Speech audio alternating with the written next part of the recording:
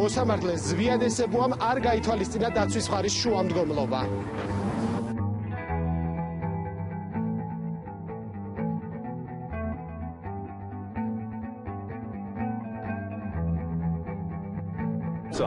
ის რომ ბოლო 8-9 წლის განმავლობაში რასაც ვაკეთებდით და რომ ეს იყო სწორი, ეს გამოვლინდა და ყველამ კარგად დაინახა, თუ მანამდე ვერ ხედავდა 2013 წელს მიღებულ გადაწყვეტილებებში და 2014 წელს მიღებულ გადაწყვეტილებებში.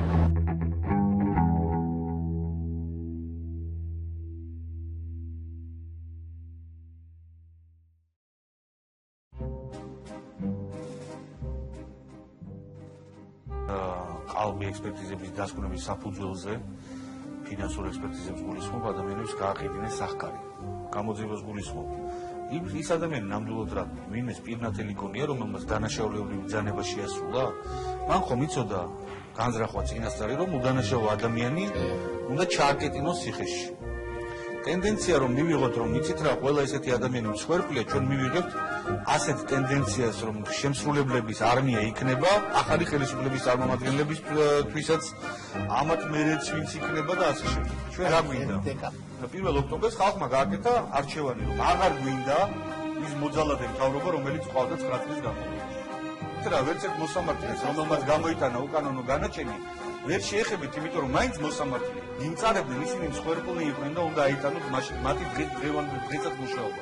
იცით რა, ის პროკურორები, რომლებიც ყოველ დაუხალხავებად თქვენ გიშვებდით 5 წლიან პატიმრობაში, იმიტომ რომ ასეთი დაკვეთა იყო, დღესაც უნდა აიტანოთ პროკურორებად, იმიტომ რომ რა იქნა საწყლებს, ხელფასი და პრემია ხო უნდა მიიღო.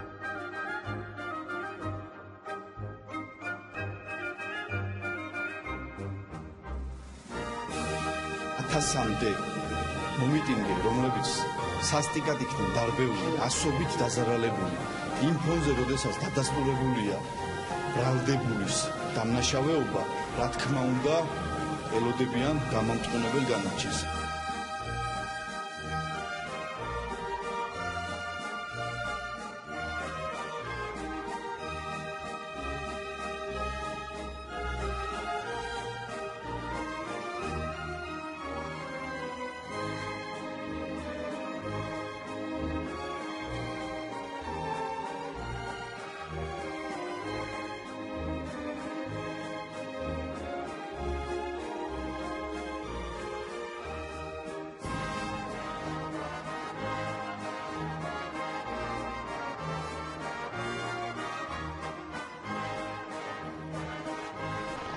პრეზიდენტ წვანე ყუთის ფარგლებში სპორტისა და ახალგაზრდობის საქმეთა სამინისტრო მაკულატურის შეგროვებას გაარებწობს. პროექტში ამჯერად თბილისის საქალაქო სასამართლო ჩაება და ორგანიზატორებს ურტუნამდე მაკულატურა გადასცა.